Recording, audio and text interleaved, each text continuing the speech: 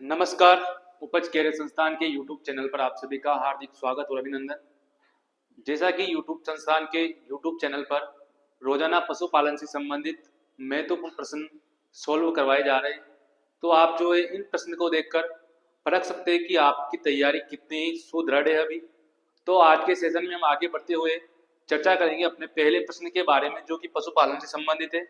तो देखते हैं आज का अपना पहला प्रश्न। तो आज का जो हमारा पहला प्रश्न है वो है कि निम्न में से वायरस जनित रोग कौन सा है?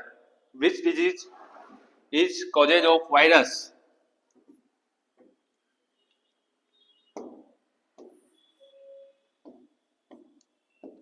तो पहला अपना वायरस जनित रोग जो होता है, देखते हैं। पहला रोग है एंथ्रेक्स, दूसरा जो रोग है अपने पास चेचक, तीसरा ब्रुसेलोसिस और लास्ट जो है अपने पास ट्यूबरक्लोसिस। वायरस जनित रोग, पहला रोग है एंथ्रेक्स। एंथ्रेक्स जो रोग होता है भेड़ों का रोग होता है। किसका रोग होता है? भेड़ों का। और इस रोग के फैलने का जो कारण होता है वो होता है एंथ्रेसिस बैक्टीरिया, बेसिलस एंथ्रेसिस। जो बैक्टीरिया होता है उसके कारण यह रोग किसमें फैलता है? भेड़ों में। तो इसका रोग कारक क्या हो गया? जीवाणु। दूसरा रोग अपने पास चेचक। चेचक जो है मुर्गियों में होने वाला एक रोग है जो कि वायरस जनित रोग होता है। कैसा होता है? वायरस। यानी इसके फैलने का कारण क्या होता है? विषाणु। तीसरा रोग है ब्रुसेलोसिस। कौन सा? ब्रुसेलोसिस। इस रोग को जो है संक्रामक गर्भपात के नाम से भी जाना जाता है। संक्रामक गर्भपात। और ये जो रोग होता है इसके फैलने का कारण होता है जीवाणु, और उस जीवाणु का नाम है ब्रुसेला एवाटीन। ब्रुसेला एवाटीन जीवाणु जो है ब्रुसेलोसिस रोग को फैलाने का कार्य करता है। लास्ट रोग अपने पास जो बचा है ट्यूबरक्लोसिस। ये जो रोग होता है माइक्रोबैक्टीरियम ट्यूबरक्लोसिस के कारण होता है, जो कि एक प्रकार का जीवाणु होता है। तो यहां से इसका अपना सही आंसर रहेगा, वो रहेगा चेचक रोग। यानी इसको बोलते हो आप फाउल पॉक्स। क्या बोलते हो? Foul pox. तो चेचक रोग जो है आपका किससे होता है? विषाणुओं से। ठीक है, अगला प्रश्न देखते हैं अपन।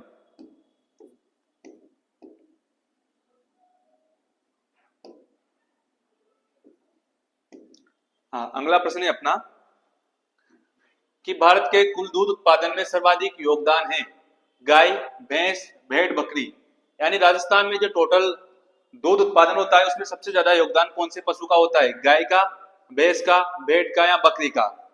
तो देखते हैं जो सर्वाधिक दूध उत्पादन होता है भारत में वो हमें प्राप्त होता है भैंस से। किससे प्राप्त होता है? भैंस से। लगभग 50% जो है मिल्क प्रोडक्शन किससे होता है? भैंस से। उसके बाद 47% जो प्रोडक्शन होता है दूध का वो होता है गाय से। 2 या 3% जो दूध प्रोडक्शन होता है वो होता है भेड़ या बकरी से। किससे होता है? भेड़ या बकरी से। तो यहाँ सबसे ज्यादा प्रोडक्शन की बात की जाए तो हमें प्रोडक्शन सबसे ज्यादा हो रहा है किससे? भैंस से। तो इसका सही आंसर क्या रहेगा? भैंस। अगला प्रश्न अपना दुग्ध शर्करा कहलाती है। दुग्ध शर्करा किसे कहा जाता है? यानी जो दूध में मीठापन होता है वो किसके कारण उपस्थित होता है? पहला है माल्टोज, बी सुक्रोज, सी लैक्टोज और डी ग्लूकोज। तो दूध में जो शर्करा होती है वो होती है लैक्टोज। कौन सी होती है? लैक्टोज। Sorry, gluten.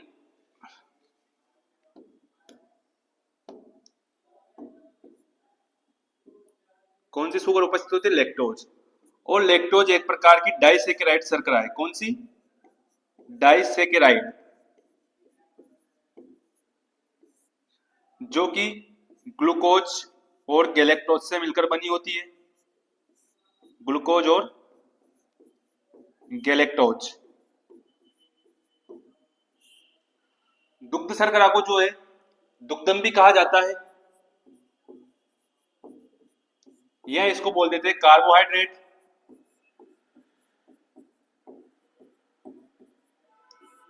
तो दुग्ध की शर्करा किस नाम से जाना जाता है? दुग्धम या कार्बोहाइड्रेट। और ये किस रूप में प्रेजेंट होती है? लैक्टोज के रूप में। लैक्टोज एक प्रकार की डाइसैकेराइड शर्करा है जो ग्लूकोज और गैलेक्टोज से मिलकर बनी होती है। अगला प्रश्न है अपना,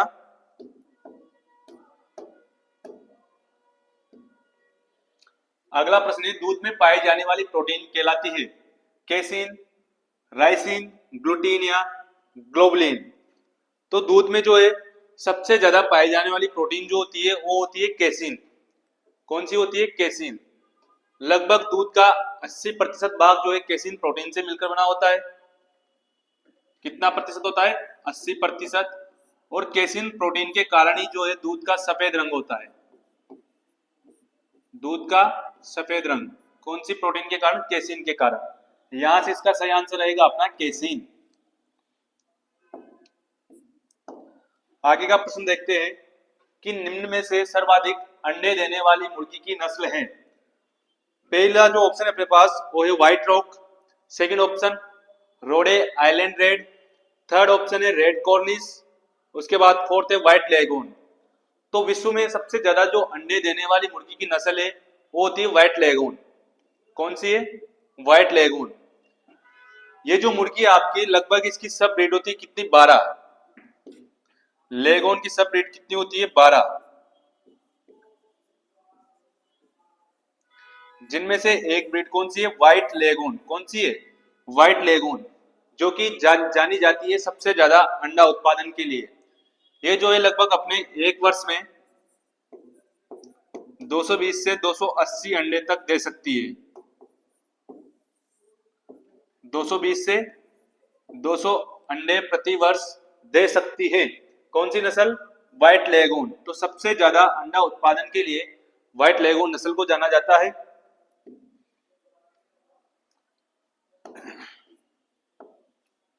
अगला प्रश्न है अपना, गाय की करण स्विस नस्ल किन दो नस्लों के बीच क्रॉस का उत्पाद है? यानी गाय की करण स्विस नस्ल किसके संकरण से मिलकर बनाई गई है? पहला ऑप्शन अपना पास होल्स्टीन फ्रीजियन और साहिवाल, एचएफ और साहिवाल। दूसरा है फ्रीजियन क्रॉस थार पारकर। तीसरा ऑप्शन है ब्राउन स्विस क्रॉस साहिवाल। और जो फोर्थ ऑप्शन है सुरती क्रॉस ब्राउन स्विस। तो करण स्विस जो गाय की नस्ल है ये बनाई गई है ब्राउन स्विस और साहिवाल के क्रॉस से। किसके क्रॉस से? ब्राउन स्विस और साहिवाल के क्रॉस से। होल्स्टीन फ्रीजियन और साहिवाल का क्रॉस जो है इससे एक विकसित नस्ल जो है वो है आपके पास फ्रिजवाल। कौन सी नस्ल है? फ्रिजवाल, जो कि अभी रजिस्टर्ड की हुई ब्रीड है। इसके बाद बात करते हैं अपन करण फ्रीज। तो करण फ्रीज जो नस्ल है, कौन सी नस्ल? करण फ्रीज।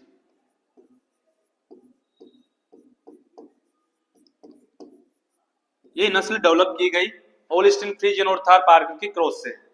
तो करण फ्रीज तो कौन सी नस्ल थे? ब्राउन स्विस और साहिवाल। करण फ्रीज कौन सी से?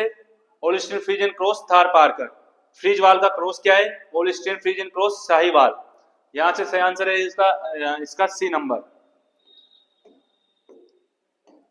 अगला क्वेश्चन, बलदेव पशु मेला कहाँ आयोजित होता है? तो जो बलदेव पशु मेला है आपका वो बढ़ता है मेड़ता सिटी नागौर। कहाँ बढ़ता है? मेड़ता सिटी नागौर। पुष्कर अजमेर में पुष्कर पशु मेला बढ़ता है। परबतसर नागौर में तेजाजी पशु मेला बढ़ता है। और झालरा पाटन झालावाड़ में गोगा मेड़ी पशु मेला बढ़ता है।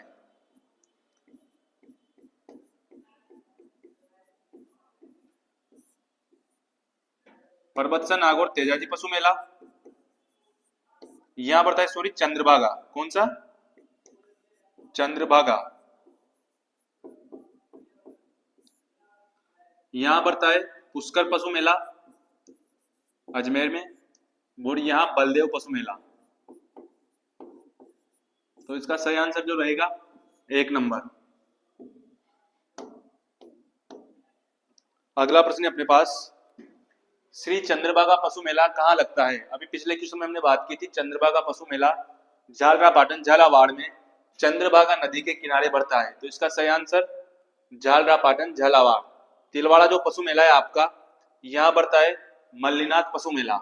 वहां के लोक देवता है मल्लीनाथ जी, जिनका पशु मेला कहाँ बढ़ता है? तिलवाड़ा बाड़मेर।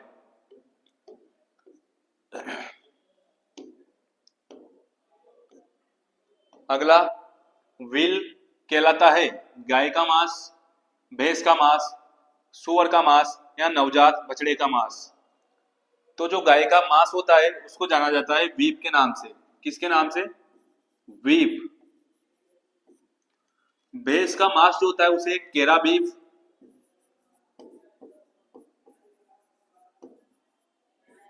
बफन या पैलेस कहा जाता है।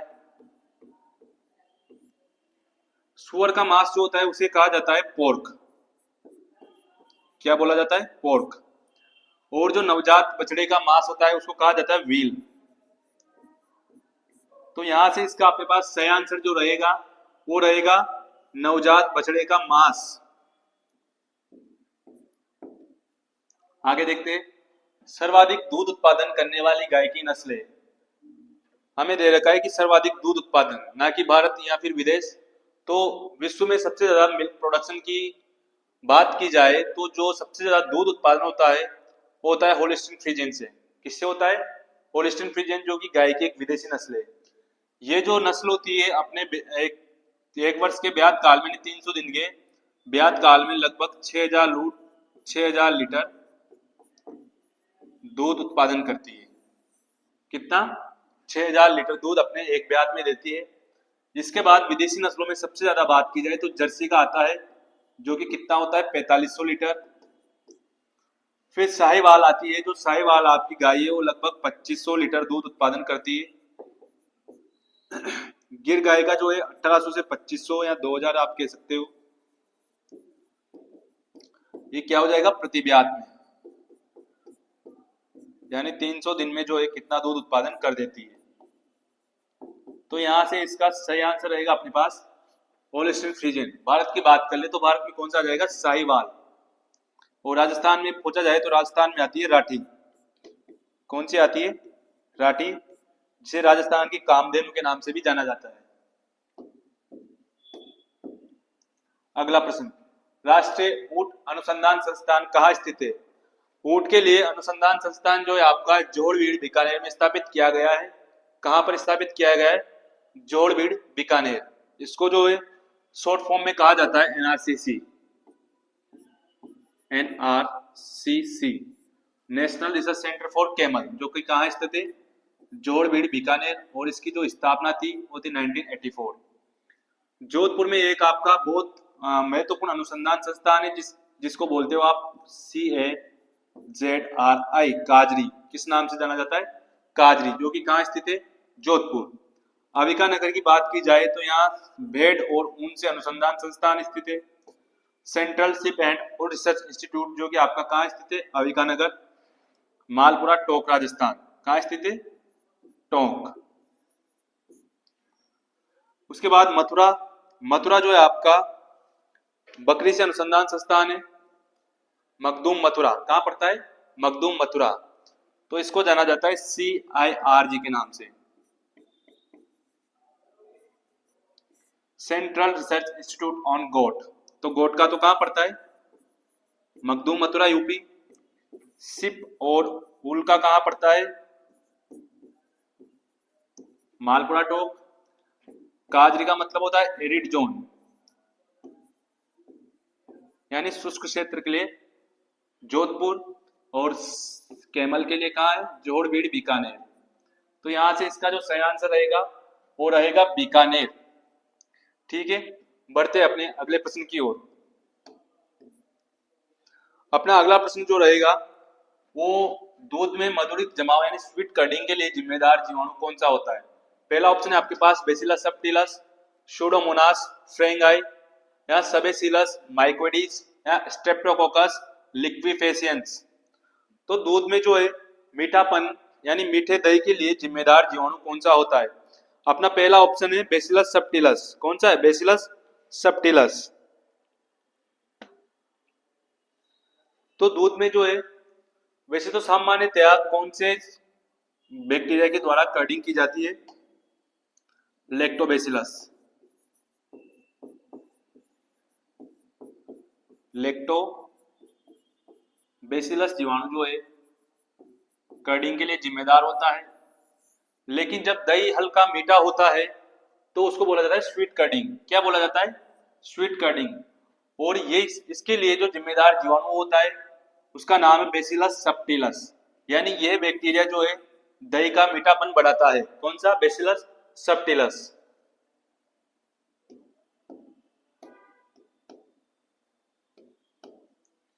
सर्दियों में दही का मंथन कर मक्खन का लंप प्राप्त करने के लिए उचित तापमान कितना होता है? सर्दियों में जो है दही का मंथन किया जाता है और उससे क्या प्राप्त किया जाता है? मक्खन।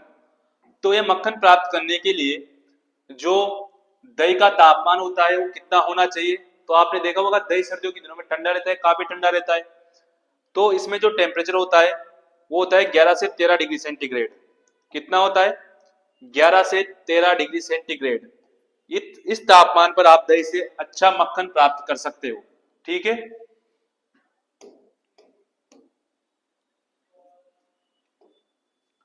टोगन वर्ग किसकी नस्ल है? भेड़ की, शहरी बकरी की, विदेशी बकरी की या सुअर की? टोगन वर्ग जो कि बकरी की नस्ल होती है, किसकी नस्ल होती है? बकरी की। इसका नाम टोगन वर्ग जो पड़ा है वो स्विट्जरलैंड की घाटिया जो है टोगन वर्ग,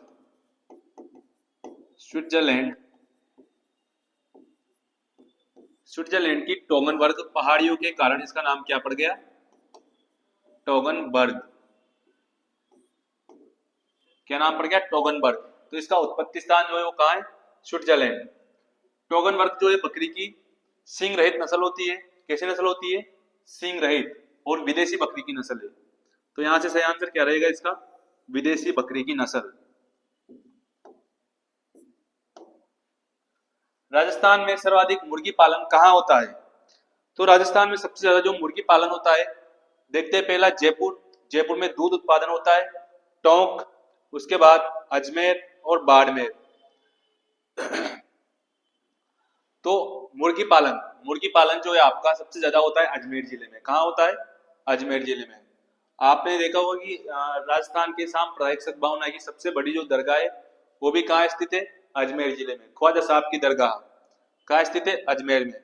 तो सबसे ज्यादा मुर्गी पालन उत्पादन भी कहाँ होता है? अजमेर में। उसके बाद आपसे क्वेश्चन यूं पूछा जाए कि देसी नस्ल की मुर्गियां कौन सी? देसी नस्ल की मुर्गियां, इनका उत्पादन होता है सबसे ज्यादा बांसवाड़ा जिले में। राजस्थान के बांसवाड़ा जिले में जो है सबसे ज्यादा देसी नस्ल की मुर्गियां पाली जाती है। जबकि सामान्य मुर्गी पालन की बात की जाए तो सबसे ज्यादा कहाँ होता है? अजमेर में। कहाँ होता है? अजमेर में।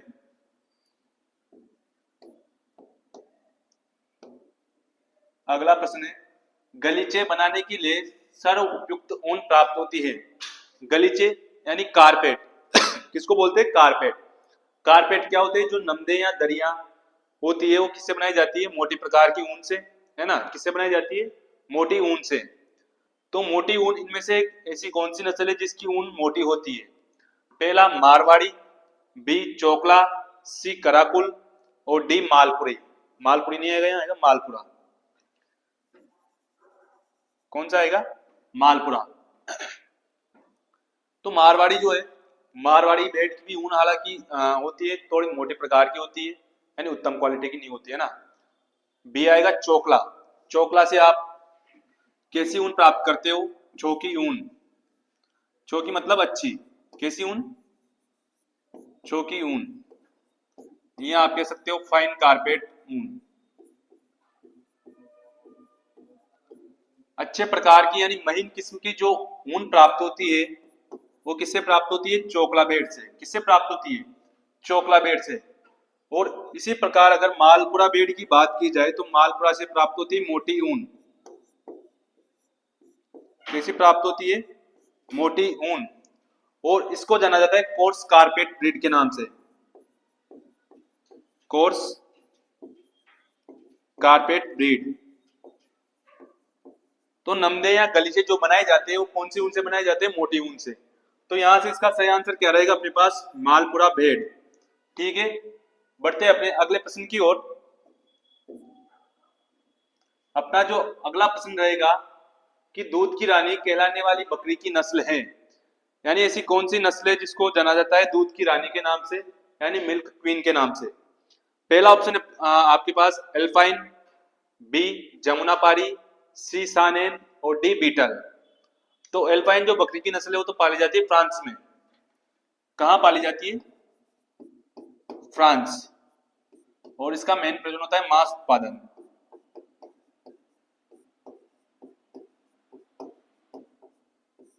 इससे क्या प्राप्त किया जाता है? मांस। जमुना पारी जो है आपके हाड़ौती संभाग में सबसे ज्यादा पाली जाती है।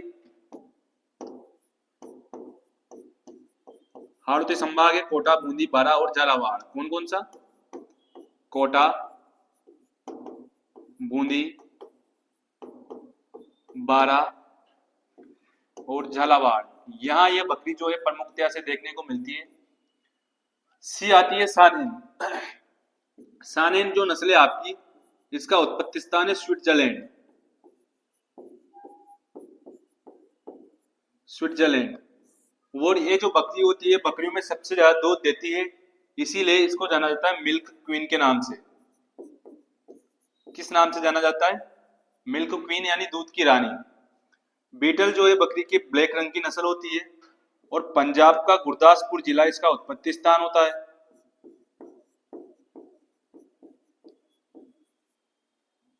गुरदासपुर जिला। और ये पाली जाती है मांस के लिए। किसके लिए? मांस के लिए। तो मिल्क क्वीन के नाम से जाना जाता है किसको? सानेन बकरी को, जो कि कहाँ की नस्ल है? स्विट्जरलैंड की।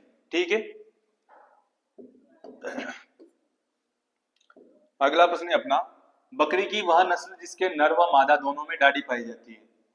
यानी बकरियों की ऐसी कौन सी नस्ल है जिसके नर में भी और जो मादा होती है उनमें भी दाढ़ी पाई जाती है? मारवाड़ी। मारवाड़ी में दाढ़ी नहीं पाई जाती। कश्मीरी बकरी में भी नहीं पाई जाती। अगला बचता है बारबरी। बारबरी में भी नहीं पाई जाती। सानेन जो नस्ल होती है बकरी की, उनके दोनों नर में और मादा में दाढ़ी पाई जाती है। तो यहां से इसका सही आंसर अपने पास रहेगा सानेन, जो कि कहाँ की नस्ल है? स्विट्जरलैंड की। अगला, मोहेर के लिए पाली जाने वाली बकरी की नस्ल है।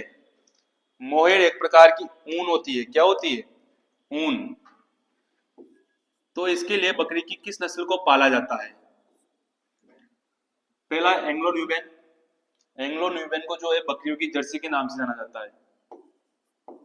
बकरियों की जर्सी। क्योंकि इसमें जो है बकरियों में सबसे ज्यादा वसा इसी के दूध में पाई जाती है, इसलिए कहा जाता है बकरियों की जर्सी। चोकला। चोकला जो है भेड़ की नस्ल है, तो ये तो होगा ही नहीं। शेखावाटी क्षेत्र की। कहाँ की? शेखावाटी क्षेत्र यानी चूरू सीकर। अंगोरा ये टर्की की नस्ल है। कहाँ की नस्ल है? टर्की या एशिया माइनर।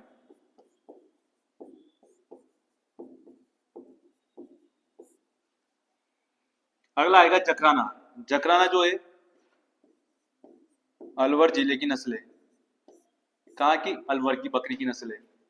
तो अंगोरा जो बकरी की नस्ल होती है, इससे जो प्राप्त ऊन यानी जो बाल प्राप्त होते हैं उसको जाना जाता है मोहेर के नाम से।